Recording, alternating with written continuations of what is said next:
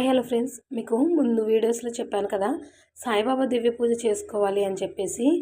ఆ పూజ గురించి మీకైతే వివరిస్తున్నానండి. ముందుగా మనము ముందు రోజే బుధవారం కానీ లేదు అంటే సాయంత్రం చేసుకోవాలి, గురువారం అనుకుంటే గురువారం ఉదయాన్నే కానీ ఒక తెల్లటి బట్ట తీసుకొని పసుపు నీళ్ళల్లో ముంచి దాన్ని తీయాలండి బయటికి. పసుపు కలర్లో వచ్చేస్తుంది బాగా, అంతా వైట్ కలర్ ఉండేదంతా కూడా బాగా పసుపు కలర్లోకి వచ్చేసి పిండేసి నీళ్ళని ఆరబెట్టుకోండి. ఆరబెట్టిన తర్వాత అందులో ₹2 బిళ్ళ పెట్టి మూట కట్టాలండి. ఆరబెట్టిన తర్వాత అది ఆరుతూ ఉంటుంది. మనం ఇక్కడ పూజకైతే ఈ విధంగా సిద్ధమైతే చేసుకోవచ్చండి. పూజా మందిరంలో చేసుకుంటే పూజా మందిరంలో, లేదు అంటే విడిగా ఎక్కడైనా పెట్టుకోవాలనుకుంటే విడిగా పెట్టుకున్నట్టయితే బాగా పసుపు నీటితో బాగా శుద్ధి చేసి అక్కడ ముగ్గు వేసుకొని ఈ విధంగా అయితే పసుపు కుంకుమలు అయితే వేసుకోవాలి. నేను ఇక్కడ పూజా మందిరంలోనే చేసుకుంటున్నానండి. ఇవన్నీ సిద్ధం చేసుకునేసరికి మామూలుగా అయితే నైవేద్యంగా పొంగలి పెట్టాలండి. పొంగలి పెట్టి బాగా పూజ అయితే చేసుకోవాలి, బాబాగారికి ఇష్టం కదా. అలా ఇక్కడ నేను సాయిబాబా దివ్య పూజ చేసుకోలేదండి. నేను వివరిస్తున్నాను మీకు ఏ విధంగా అని చెప్పేసి. బాబాగారి అష్టోత్తర శతనామావళి ఉంటుంది కదా, అదైతే చేసుకున్నానండి నేనైతే. సేమ్ ఇదే విధంగా ఇక్కడ నేను ముగ్గు మీద ఒక ప్లేట్ అయితే పెట్టుకున్నాను కదా, ఈ ప్లేట్లో బాబాగారిని పెట్టుకున్నాను. సాయిబాబా దివ్య పూజకైతే బాబాతో పాటు ముందుగా మనం ఏ పూజ చేసుకున్నా వినాయకుడికి చేసుకుంటాం కదా, వినాయకుడిని పెట్టుకొని పూజ చేసుకున్న తర్వాత బాబాకి పూజ చేసుకోవాలన్నమాట. ఇక్కడ నేను అష్టోత్తర శతనామావళి కాబట్టి బాబాగారిని పెట్టుకొని ఈ విధంగా అలంకరించుకున్నాను. ఎప్పుడైనా సరే బాబాగారి దివ్య పూజకైతే ఇక్కడ ఆవు నెయ్యితో దీపారాధన చేయాలండి. ఆవు నెయ్యితో దీపారాధన చేస్తే చాలా మంచిది. దీపారాధన అయితే పెట్టుకుంటున్నాను. Same as it is same అంతే చేయాలండి సాయిబాబా దివ్య పూజ. అక్కడ ఏంటి అంటే అక్కడ ముందు గణపతికి పూజ చేసుకున్న తర్వాత బాబాగారికి పూజ చేసుకుంటాం.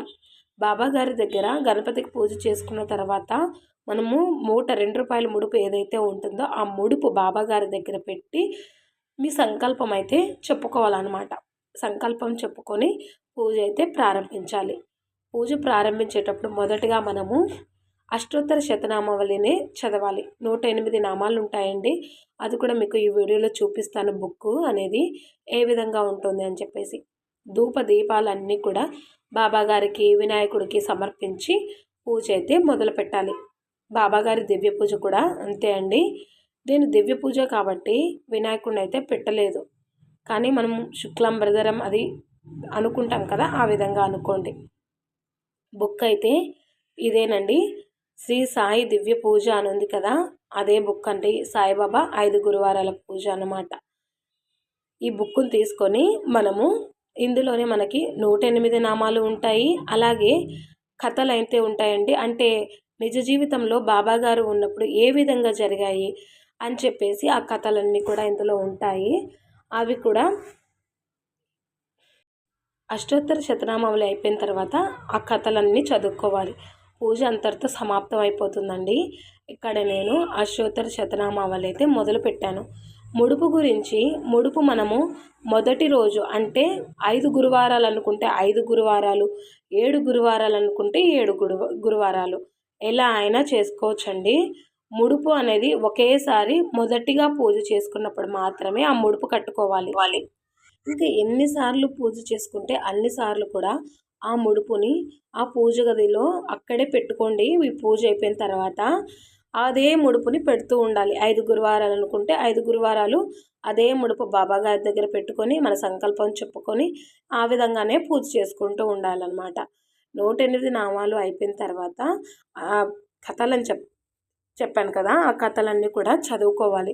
కథలు చదువుకున్న తర్వాత లాస్ట్లో అండి బాబాగారికి హారతి ఇవ్వాలి. హారతి ఇచ్చి మనము మామూలుగా అయితే టెంకాయ పెట్టుకోవాలి, సమర్పించాలంటే నారికేలం టెంకాయ ఉంటుంది కదా, అది కూడా మనము పండగలకి కొట్టుకుంటూ ఉంటాం కదా, ఆ టెంకాయ అయినా కొట్టుకోవచ్చండి, మన ఇష్టము. అలా ఏమీ లేదు. మనకు ఇంకొకటి ఇందులో ముఖ్యంగా చెప్పాల్సింది ఏంటి అంటే, ముఖ్యమైనది బాబాగారికి ఉపవాసం ఉండి ఏ పూజ కూడా చేయకూడదు. ఉపవాసంతో అస్సలు చేయకూడదండి. మనకు ఆ బాబాగారు ఎప్పుడూ చెప్పలేదు ఉపవాసంతో నాకు పూజలు చెయ్యండి అని చెప్పేసి. ఇక్కడ నేను చెండుమల్లి పూలు ఉంటే ఇక్కడ మనకి బుక్లోనే ఉంటుందండి, మొదటి నుంచి ఉంటుందన్నమాట. ఏ విధంగా పూజ చేసుకోవాలి అని చెప్పేసి ప్రతి ఒక్కటి ఉంటుంది బుక్లో. పువ్వులు కానీ పూల రేకులు కానీ వేయచ్చు అని ఉంది, తప్పేం లేదండి. పువ్వులు 108 పువ్వులు లేకపోతే మనము పువ్వుల రెక్కలతో అయినా పూజ చేసుకోవచ్చు. ఇక్కడ అలా లేకుంటే కొన్ని రోజాలు, కొన్ని గులాబీలు ఇలా ఉన్నట్లయితే వాటితో అయినా చేసుకోవచ్చు. పువ్వుల రెక్కలంటే తుంచడం ఇష్టం లేక నేను ఈ విధంగా పువ్వులు ఉన్నవన్నీ కూడా నా దగ్గర వాటితో అర్చన అయితే చేసుకున్నాను. చూశారు కదా, ఈ విధంగా చేసుకున్నాను. ఇంకా 5 గురువారాలు అయిపోయేటట్టుకోండి, మనకు ఏదైనా సత్యంగా మనము నిజంగా చెప్తున్నాను కదా, నమ్మి పూజ చేసుకున్నట్లయితే మన కోరిక అనేది నెరవేరిపోతుంది. నిజంగానే నేను ఈ పూజ చేస్తాను అనుకున్నాను కానీ నేను ఇంకా మొదలు పెట్టలేదు. నిన్న ఉదయం చేసుకోలేదన్నమాట, నేను సాయంత్రం చేసుకుందాంలే అనుకున్నాను అనమాట. మాకు ఎప్పటి నుంచో అండి, దాదాపు మేము సంక్రాంతికి ఊరు వెళ్ళామా, ఊరు వెళ్ళిన తర్వాత ఆ నెక్స్ట్ డే మా బ్యాంక్ అకౌంట్లో నుంచి 20,000 అయితే పోయాయండి, డెబిట్ అయిపోయాయి. ఎలా అయ్యాయో తెలీదు, చాలా టెన్షన్ పడ్డాము. అది కూడా నేను నెక్స్ట్ వీడియోలో ఖచ్చితంగా చెప్తాను. ఒకవేళ వీలుంటే చెప్తానండి ఖచ్చితంగా. ఇక్కడ హారతి అయితే ఇస్తున్నాను. పూజ అయిపోయిన తర్వాత హారతి ఇచ్చేసి బాబా గారికి అయితే నమస్కరించుకుంటున్నాను. చెప్పాను కదా, నైవేద్యంగా పొంగలైనా పెట్టచ్చు, ఏదైనా చేయొచ్చండి. పొంగల్ పెడితే చాలా మంచిది. పొంగలి అలాగే పూర్ణాలు ఇలా ఏవైనా పెట్టచ్చండి, ఏం ప్రాబ్లం లేదు.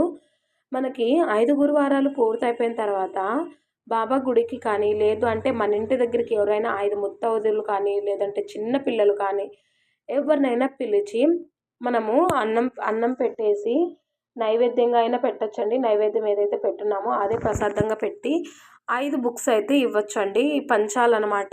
5వ రోజు ఉద్యాపన అనమాట. ఇంటికి పిలిచి పెట్టినా పర్వాలేదు, లేదు అంటే గుడికి వెళ్ళి గుడిలో పంచిన ప్రసాదం పెట్టి పర్లేదండి, ఏమి కాదు. ఈ విధంగా అయితే చేసుకోవాలి. లేదు అంటే మనము ముడుపు ఉంటుంది కదా, 5 గురువారాలు పూజ అయిపోయిన తర్వాత ముడుపు షిరిడీ వెళ్తే అంతవరకు ఇంట్లో పెట్టేసుకొని పూజా మందిరంలో షిరిడీలో హుండీలో అయినా వేయచ్చు. లేదు వెళ్ళలేము కుదరదు అనుకుంటే కనుక బాబా గారి గుళ్ళో ముడుపైన వేయచ్చు అండి, హుండీలో వేయచ్చు. నాకు జరిగిన సంఘటన నిజంగా అండి, నేను ఉదయం చేసుకోలేదు, ఇది నైట్ చేసుకున్నానంటే సాయంత్రం పూట చేసుకున్నాను పూజ. మనము ఏ పూటైనా చేసుకోవచ్చండి, ఉదయం అయినా చేసుకోవచ్చు, సాయంత్రం అయినా చేసుకోవచ్చు. బాబా గారికి నిష్టగా పూజ చేసుకుంటే మనం అనుకున్నది తీరుతుందండి. నేను ఇంకా నిన్న ఉదయం పూజ చేసుకోలేదు, నిన్న ఆఫ్టర్నూన్ అండి, నిజంగా చెప్తున్నాను. నిన్న ఆఫ్టర్నూన్ కూడా కాదు, 11:30, 12 అలా అయింది. మా హస్బెండ్ వచ్చారు.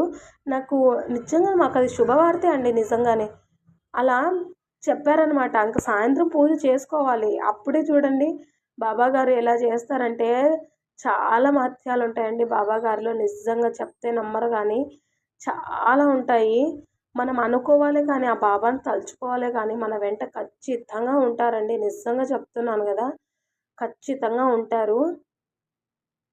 నిజంగానే చాలా ఆశ్చర్యపోయాము. ఇంకా మేము వదిలేసుకోవాలి ఆ డబ్బు అనేది, వదిలేసుకోవాలి. కానీ మా వర్క్ అయితే చేరిందండి. అది ఎలా జరిగింది అని చెప్పేసి నెక్స్ట్ వీడియోలో అయితే చెప్తాను. అన్నట్టు చెప్పడం మర్చిపోయానండి. ఏంటి అంటే ప్రసన్న ఫ్యాషన్ హబ్ అనే మనకు 2వ ఛానల్ ఉంది కదా, శారీస్ ఛానల్. ఆ ఛానల్లో శారీస్ సేల్ అయితే పెడుతున్నానండి. ఖచ్చితంగా చూస్తారని అనుకుంటున్నాను. జస్ట్ 320 రూపీసేనండి శారీ వచ్చేసి. సేల్ అయితే రన్ అవుతుంది. ఖచ్చితంగా వీడియో అయితే పోస్ట్ చేస్తాను. ఖచ్చితంగా దానికోసం వెయిట్ చేసి చూడండి. లైక్ చేసి, షేర్ చేసి, కామెంట్ చేయండి. సబ్స్క్రైబ్ చేసుకోవడం మాత్రం మర్చిపోతుంది. మంచి మంచి శారీస్ అయితే వస్తున్నాయి.